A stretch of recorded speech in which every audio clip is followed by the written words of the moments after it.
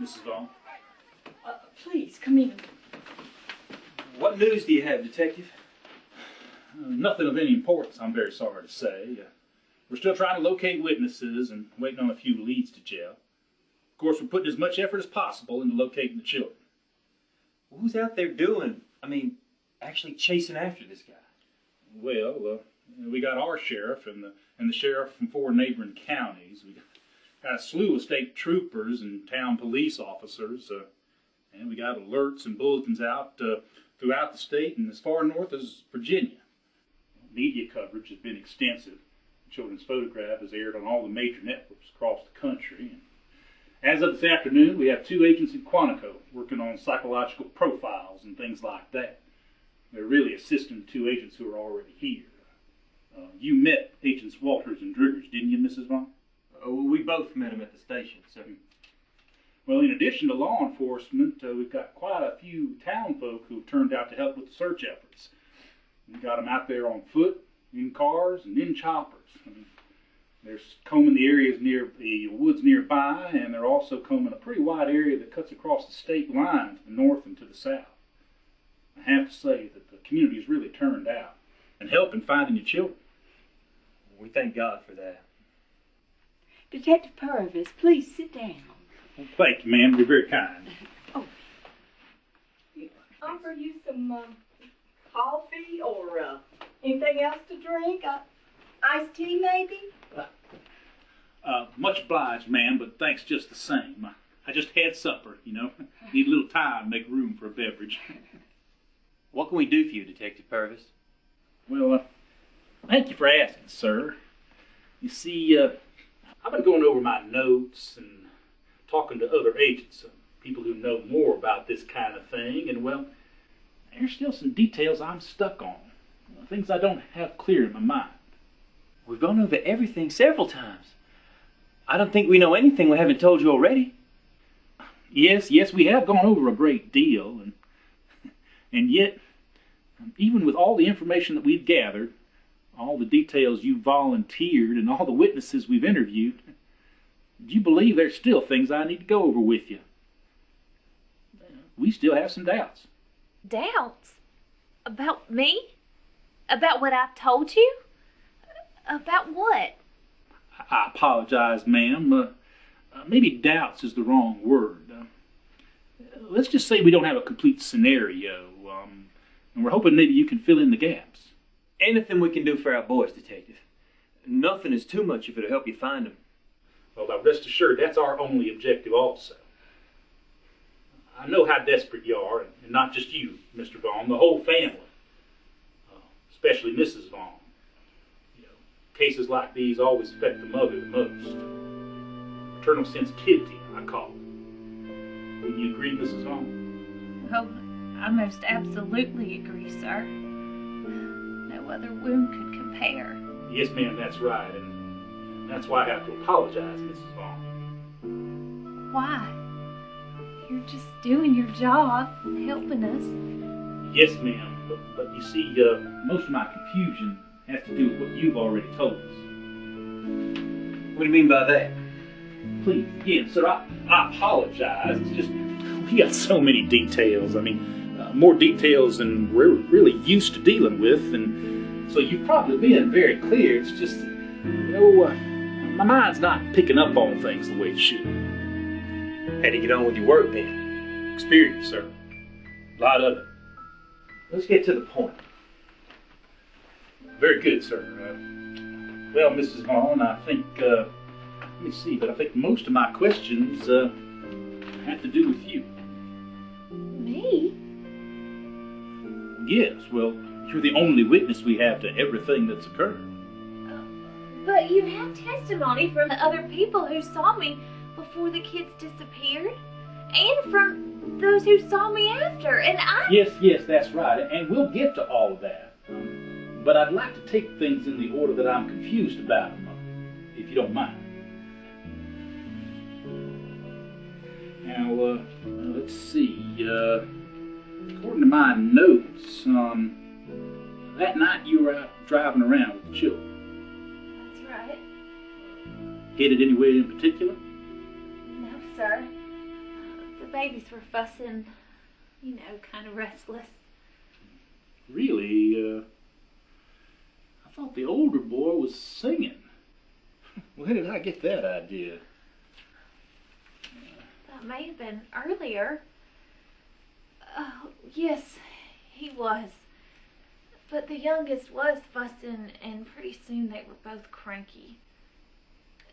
Nothing serious, just asking for blankets, for milk, claiming they were hungry. Sleepy, maybe. When they got like that, they just cry instead of going to sleep. And what do you do then to get them to quiet down? Tried to distract them. I told them a story, and I told them that their daddy was coming home and he would want to find them asleep. But that night, you did different. I told them that I'd take them to the mall, get a toy. If they quiet down, they liked going there. Huh. But you really didn't make it there after all. It was getting late. As I've said, the other times I've answered these same questions. Yes, ma'am. But we still have to go over them again. Now, just to make sure I've got everything down, can you tell me what happened at the moment the abductor got in the car?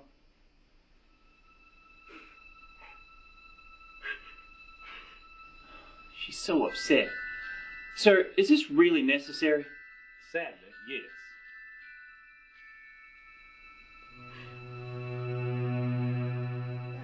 I didn't notice him until he actually opened the car door. Do you think he had chased after you? I don't know. I don't think so. I was waiting for the light to turn green on Hampton Street when Hampton? Yes, sir. But you said that no other car was coming when you were at the light. No. No other cars. I guess then we'd have witnesses. But if the light was red on your side, I don't get it. You see, this is one of those questions I had. That red light on Hampton only comes on if traffic is coming from the crossing street. A signal trips it to change. Are you sure no other car was coming? Yes, sir. Oh. Wasn't on Hampton. I was on Sumter. I don't know how I got that confused before. Oh, who could blame me with all the commotion? Well, that's right, honey. Anybody could have made that mistake. You know, Detective, the two streets are so close. Yes. So, then what happened? This black man, the one I described for the police composite, just jumped into the car out of nowhere. Which side did he jump into? The passenger side. With the gun. What gun? I never said nothing about no gun. Why are you tripping her? She never done mention no gun. I'm sorry, ma'am. I don't know what I was thinking. Yes, I have it right here. No gun. He just jumped into the car and ordered you to keep driving. That accurate? Yes, sir. I tried to talk to him, to try to bring him to his senses. He just told me to shut up and keep going. Until you got to the leg road. There he told me to stop and get out of the car. I told him to let me have the babies, but he just... The babies were crying, Bobby. Yeah, they've been screaming since he got in the car. So you wanted to get them out? Yes. But he told me not to bother. I begged him to let me have the babies, but he said he didn't have time and he had to drive off fast. Screaming babies. That's right. yelled at me that the kids would be okay and not to worry about them. I tried to see where he was going, but he just sped off. Got lost in the dark road. Do you think how stupid that was of him?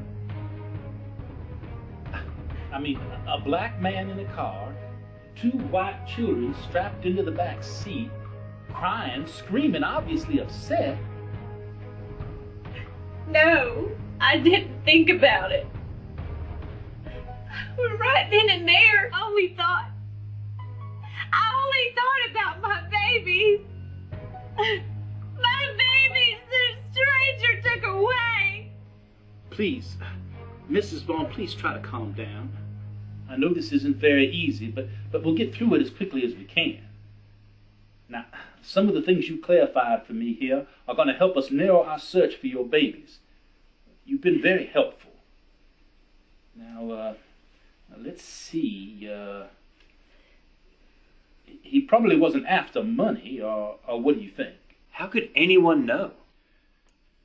I don't have any information here about your purse. I assume you were carrying one.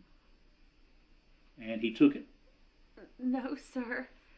I took it with me. I kept it right beside me while I was driving. And he didn't make any attempt to take it from you? No. Maybe when he pushed me out. I don't know. Well, maybe he didn't think about it. Mr. Vaughn, does this make sense to you? Nothing makes any sense to me about any of this. In Mrs. Vaughn's account, I mean. I have no explanation. And I sure don't have any questions about what happened. I'm not asking you whether you believe her or not. I'm asking for your own explanation for what... I believe Medea completely.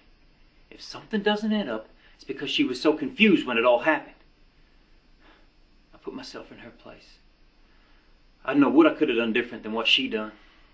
I understand.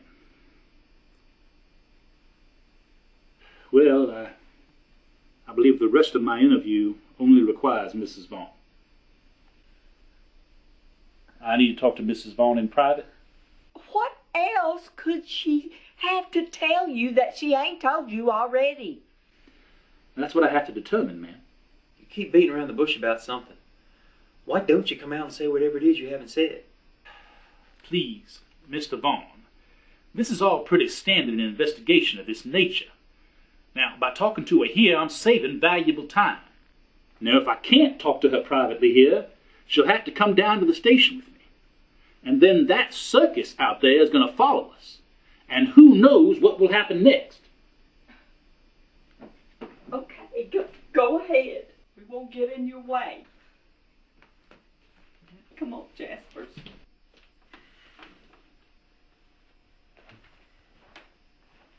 If you need anything, we'll be in the family room.